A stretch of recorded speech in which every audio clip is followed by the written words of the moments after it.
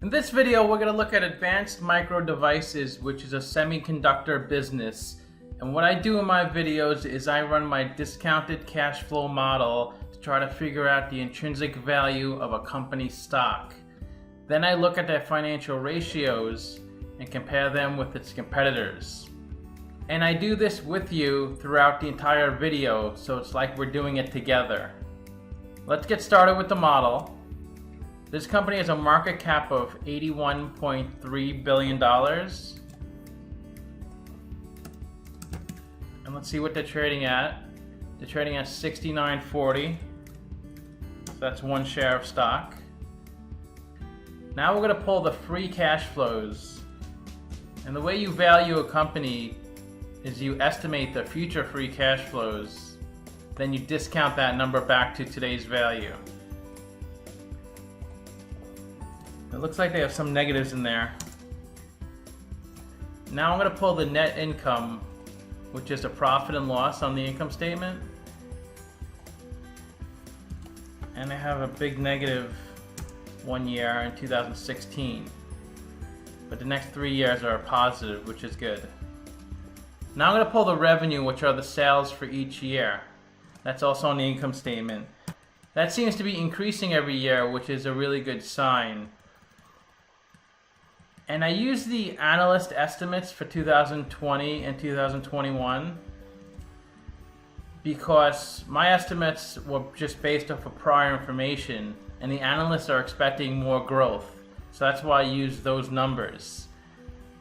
Same thing with the net income. I use the analyst estimates for 2020 and 2021. So that's why the net income is positive and the free cash flow is negative because they may have bought machines, for instance, and only recorded 10% of the expense in 2017 and then the next 10% in 2018, and they do that for 10 years. So it will equal out over time, but initially the free cash flow takes a big hit. And the income statement is meant to spread out expenses. Let's look at the capital structure of the company. The interest they pay on their debt is $94 million. And that's on the income statement. Let's go to the balance sheet to see how much debt they have. We'll go to liabilities section. No current debt. Long-term debt of $486 million. That's debt due after 12 months. Interest payments are tax deductible, so let's get their effective tax rate. We'll go back to the income statement. And the income before tax is $372 million. And the income tax is $31 million. So effective tax rate is 8%. So the cost of debt is 18%. That's a really high interest rate.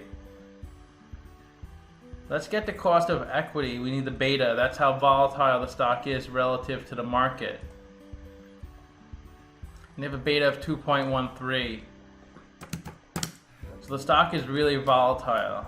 A beta above 2 indicates the stock is really risky and it moves a lot. Let's go back to the balance sheet, get their current assets, so we can calculate the current ratio later. That's 4.6 billion. And let's get their current liabilities. That's 2.3 billion. We also need that for the current ratio. We also need the equity, which is the assets minus liabilities. That's 2.8 billion. And the EBIT, earnings before interest and taxes. That's 631 million. That's on the income statement. So they have 15% of debt in their capital structure and the cost of debt is 18%, 85% of equity and the cost of equity is 19%. So the WACC is 18.5%, which is a blend of the cost of debt and cost of equity. And that's a discount rate we're going to apply to the future cash flows. So we estimated 4 years of future free cash flows. We also did a terminal value, which is all years past year 4. That's 39 billion. We discounted those numbers back to today's dollar amounts using the weighted average cost of capital. That's these numbers right here. And we get a value of the company of $24 billion. We divide that by 1.1 billion shares, and we get an intrinsic stock price of $21. It's trading at $69. So it's trading at a 237% premium. It's a strong sell according to the model. Even though I put the analyst estimates, which were much higher than the actual financials. Let's see what Simply Wall Street values the company at. They're at $58. They're still saying the company's overvalued, but not as much as my model is. This is from Simply Wall Street. Their future free cash flow is $1.3 billion. I'm $980 million. Then the following year it's $2.2 billion. I'm $1.5 billion. Right here. They're $2.9 billion in the third year. I'm 1.9. They're 3.6. I'm 2.4. So you can see they're much more aggressive in their future expectations of the company, which may be correct.